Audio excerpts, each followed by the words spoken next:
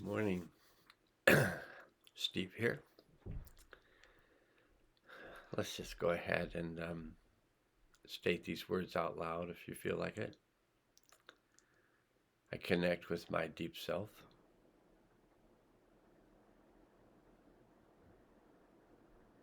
I connect with my higher self.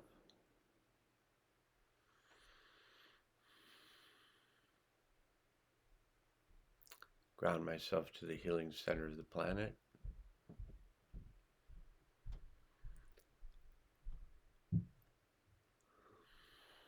I open myself to the healing power of the one consciousness.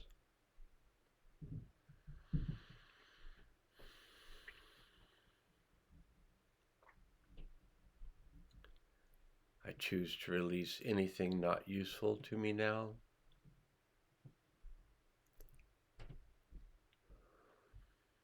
And if you choose to work with the Hathors, you can just state out loud, I choose to work with the Hathors. And I ask that I be placed in a field of protection while I do my work.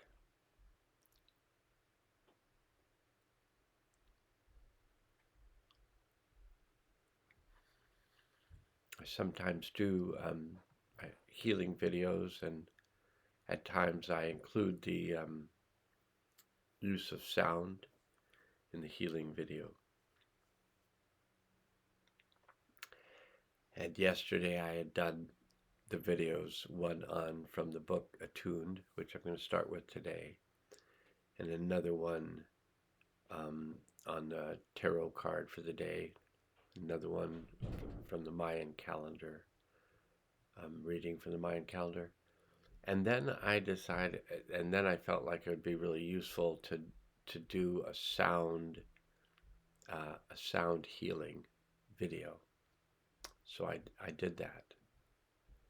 And it was really the best sound healing video I felt like I'd ever done, just the clarity of it. And I felt all these things shifting as I was doing it. I was just so pleased with it. And I went at the end to shut it off, and I realized I'd never actually got the video recording.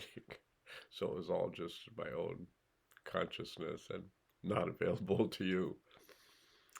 And so I cleared that disappointment fairly quickly, because I was thinking like, that's the best video I've ever made. So I'll have to make another best video. So this morning, as I was kind of getting more familiar with the book Attuned by Thomas Hubble, specifically this book, which I've been reading out loud as videos for the past week or more.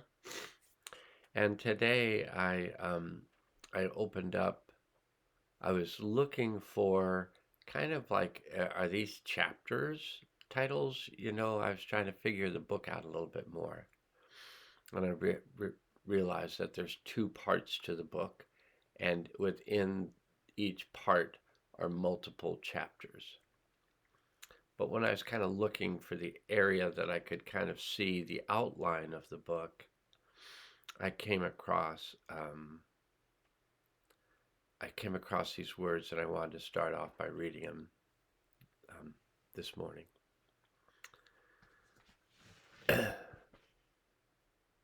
Thomas Hubble is not only a visionary, but also the leaders we so desperately need. Like an intimate conversation with a mystic of our modern era, Hubble's book invites you to contemplate your internal landscape as it relates to the world we share. Within these pages, you are invited to explore the interpersonal and transpersonal realms, while simultaneously grounding yourself cellularly and energetically.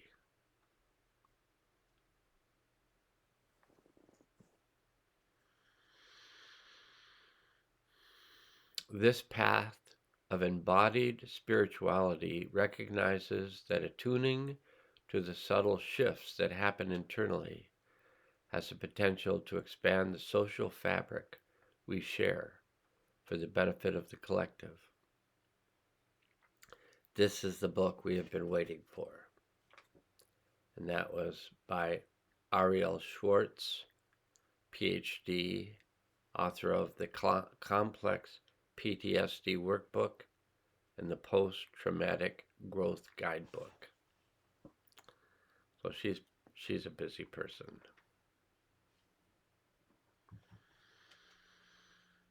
I would suggest that by my reading this book out loud and you listening to it, that we're both connecting to the coherent field of Thomas Hübl. And Thomas Hübl was in medical school. He was enjoying medical school, but he was feeling like there's something else he needed to do. So he finally figured out that what he needed to do was to leave medical school and do a silent retreat, which ended up lasting for 4 years. You can hear him tell the story of it. It'd probably be more accurate than my interpretation of what I heard him say, and now I repeat it, and I repeat it poorly. So, excuse me. We've been moving some wood chips, and they're dusty, and I think there's a little bit of mold possibly in the wood chips, but I've been a little more sniffly. Okay. This is chapter 2 of the first part of the book, and this one is entitled Essential Principles of Human Development.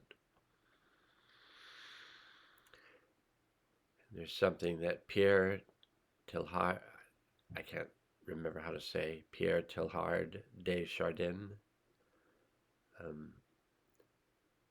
had written, when anything really new begins to germinate around us, we cannot distinguish it for the very good reason that it could only be recognized in the light of what is going to be.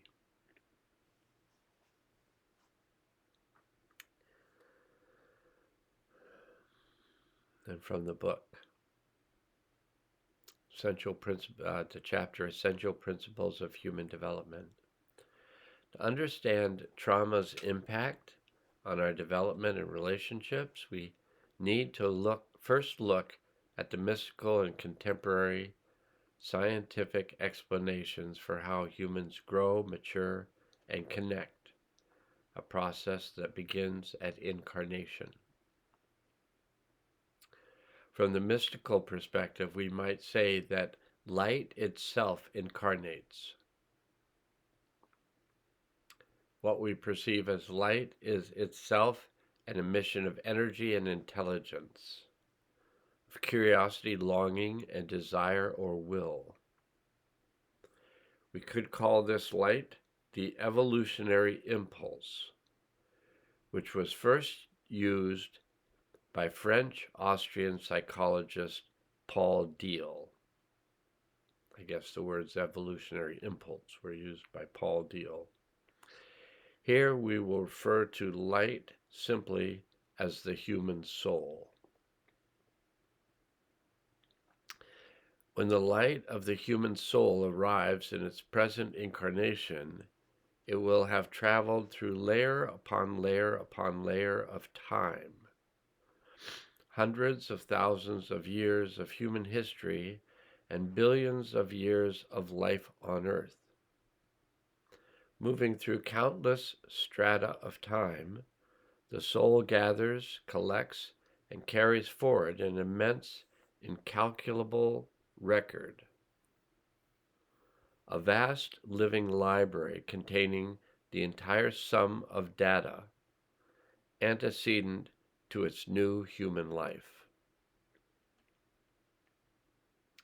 And when the soul is born, it will wear the garments of this rich library, like robes woven from a great genetic story, now coded in muscle and sinew and fascia, weaving through its veins and nerves and neural networks, in its marrow and memory and emotion.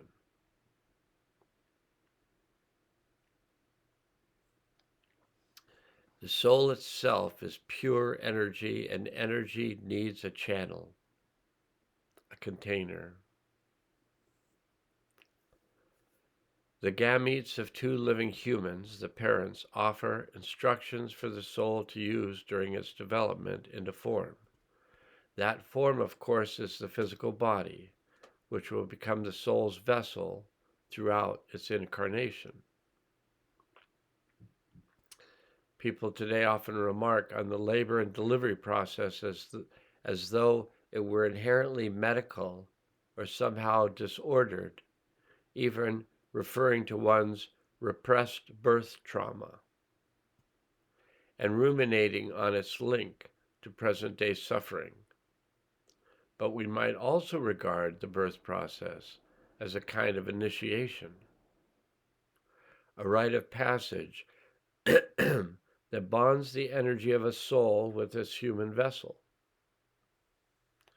So while it is true that a medically difficult delivery may be linked to certain physical, emotional, or psychological effects, and in some cases to impairments in parent-child attachment and bonding, the birth process itself is physically and spiritually natural, a liminal crossing into for the newly incarnating soul.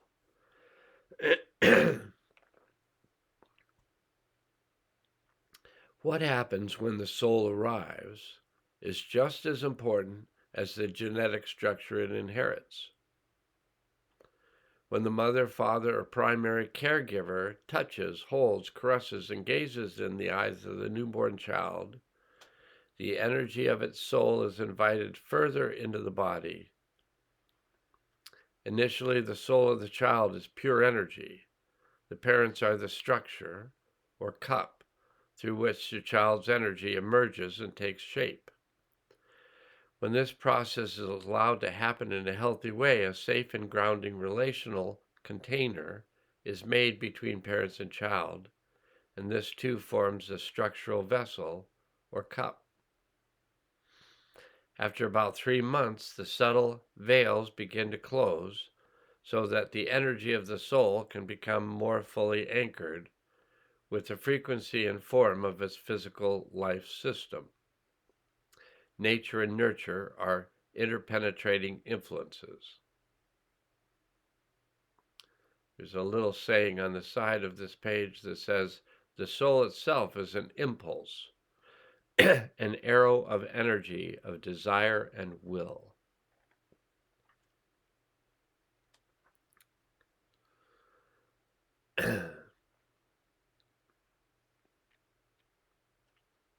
Well, I'll show you this drawing on the page.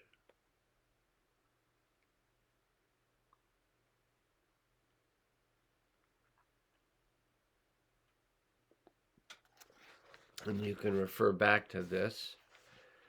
It's it states that it's the soul connecting with the moment of conception.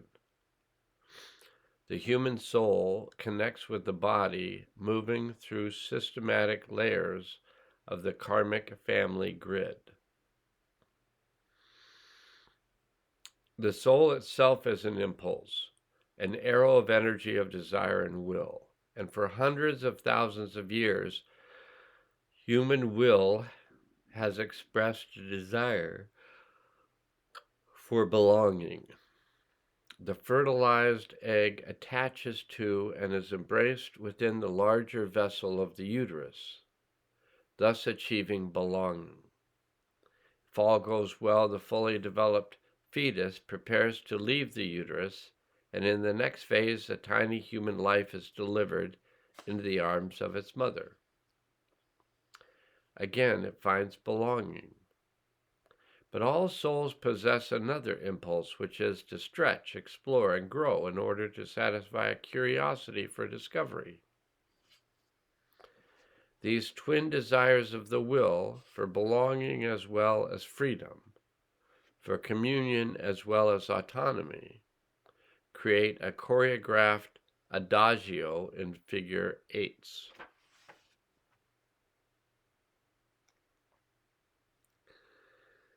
Autonomy, community. Autonomy, community.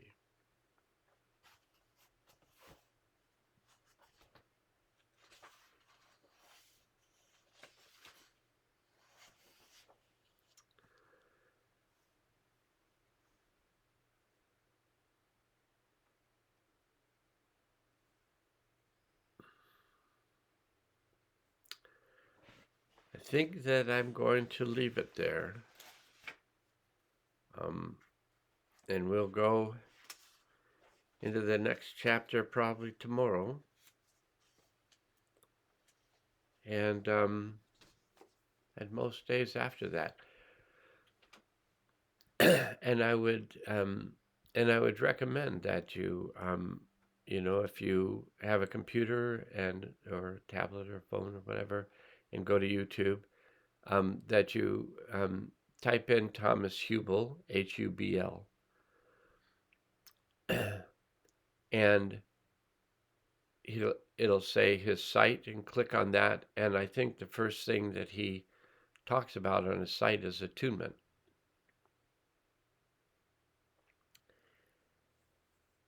But I've been, probably for the last 5 or 6 weeks, I've been watching videos, interviews with him, with other people. I find myself back interested even more in this process of coming out of a traumatized state.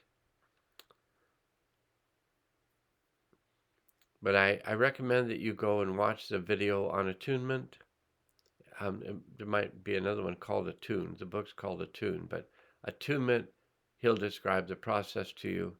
I'll probably go watch it again myself to bring in this new construct. We're moving into a new construct. And some people have an idea of what's coming in the future. I'd say Thomas Hubel has a construct of what's coming in the future, and I like his construct, and I think you will too. So you might as well begin studying this construct, because we're all moving through a process that is going to bring us into a new state of consciousness. That's kind of the idea, I think. And I find it's useful to have people who have maybe are somewhat paving the way to where we're going, and can give us some good ideas for things we can do to be prepared for what's coming. And so I find Thomas Hubel one of those people. And I think you'll find him delightful to listen to. And just by connecting with him in that way, it will change things for you. All right, that's it for today, and now let's go.